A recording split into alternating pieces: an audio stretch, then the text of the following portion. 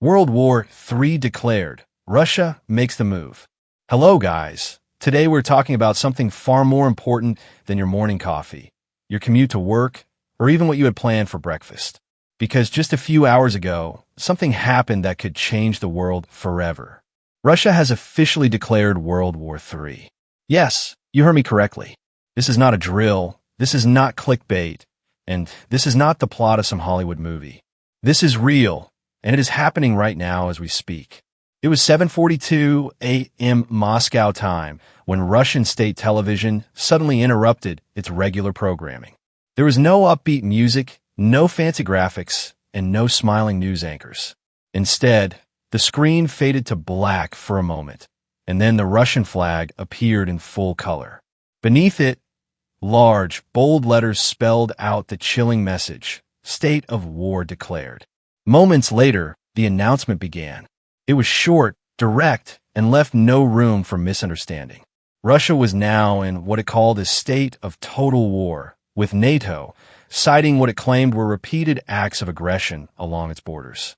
Within minutes, NATO command centers in Brussels, Washington, London, and Berlin lit up with activity.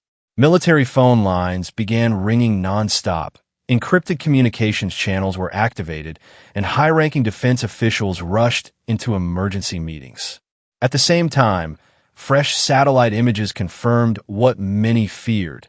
Large numbers of Russian troops and armored vehicles were on the move toward the borders of Eastern Europe. This declaration did not happen out of the blue. The truth is, tensions between Russia and NATO have been building for months, almost like a pot of water slowly heating to a boil. There were small but dangerous incidents along the border, armed skirmishes that were quietly reported but often ignored by the wider public. There were cyber attacks on NATO communication systems, energy grids, and transportation networks. Soon after, NATO fighter jets began patrolling the skies over Eastern Europe. Warships moved into position in both the Baltic and Black Seas. Anti-air missile systems were activated, and reserve troops in several NATO countries were placed on full alert. The reaction across the globe was swift. In the United States, the Pentagon announced that the country had moved to DEFCON 2, the second highest level of military readiness. This level has only been reached a handful of times in history, most notably during the Cuban Missile Crisis of 1962. In the United Kingdom, the government mobilized 50,000 reserve soldiers. Germany began reinforcing its border with Poland, fearing that Russian forces might try to push further west. Meanwhile, Japan announced it was closely monitoring Russian naval movements in the Pacific Ocean. And then there was China, a major world power and close partner of Russia in recent years, which chose not to release any public statements. However, intelligence reports suggested that China had repositioned several aircraft carriers near disputed waters, raising concerns that they might be preparing for their own strategic moves. On the ground in Poland, the sound of air raid sirens filled the streets. People rushed into supermarkets to buy bottled water, canned goods, and fuel. Long lines formed at gas stations, and some families began packing their cars to head for more rural areas. The fear was simple. If major cities became military targets, survival in those areas would be far more difficult. In Russia, the mood was tense but eerily quiet. The government announced a partial mobilization of its armed forces, meaning many young men received military draft notices within hours of the declaration. Some accepted the call willingly. Others tried to flee the country to avoid being sent to the front lines. Train stations and airports reported unusually high traffic as people tried to get out before travel restrictions tightened. Within the first 12 hours of the declaration, reports began coming in of actual combat along the Eastern European front. Russian artillery units had opened fire on NATO positions, and in response, NATO fighter jets carried out precision strikes on Russian supply lines and communication hubs. For the first time in decades, large-scale combat between major military powers was officially underway. This brings us to the question nobody wants to ask. Will this war go nuclear? Military analysts warn that if either side begins to suffer heavy losses, the temptation to use tactical nuclear weapons will grow significantly. Unlike the massive city-destroying nuclear bombs of the Cold War era, tactical nukes are smaller, but still devastating. They are designed for battlefield use. But even one detonation could kill tens of thousands of people instantly and send the world into full-scale nuclear retaliation. The fear of nuclear escalation is why some nations are desperately trying to broker peace, even at this early stage.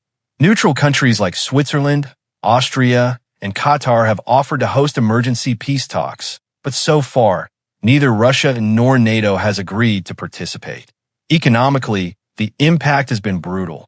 Global stock markets have gone into free fall, wiping out trillions of dollars in value within hours. Oil prices have surged more than 40%, sending shockwaves through energy markets. Major shipping routes have been disrupted, and container ships are being rerouted to avoid conflict zones. For ordinary people, this means rising prices on everything from fuel to food. Inflation, already a problem in many countries, is now expected to skyrocket. Shortages are likely as supply chains collapse under the weight of war. Amid all the chaos, human stories are beginning to emerge. Stories that remind us that behind every headline, there are real people whose lives are being upended. In Poland, a shopkeeper told a local reporter, "I just want my kids to be safe. Nothing else matters now." In Russia, a young conscript posted a short video to social media saying, "I'm scared. I don't know if I'll be alive next week." The video went viral before being taken down by authorities. These stories cut through the politics and the military strategies. They show us the human cost of war in the rawest form possible. Right now, the next 72 hours will be absolutely critical. If there's even a small chance of halting this war before it spreads further, it will have to happen soon. If both sides continue on their current path, the conflict will grow, more countries will be dragged in, and the risk of total global catastrophe will become all too real. As things stand, fighter jets are in the air, warships are on the move, and millions of soldiers are now on high alert across multiple continents. The world is holding its breath, waiting to see what happens next. Guys, this is history in the making. We are standing at the edge of the unknown, watching events unfold that could shape the future of humanity for generations. Every hour brings new developments, and every decision made by world leaders in the coming days could determine whether we move toward peace or plunge deeper into chaos. Stay aware, stay prepared, and most importantly, stay safe. Because no matter where you are in the world right now, the impact of this war will reach you in one way or another. And remember, this is only the beginning.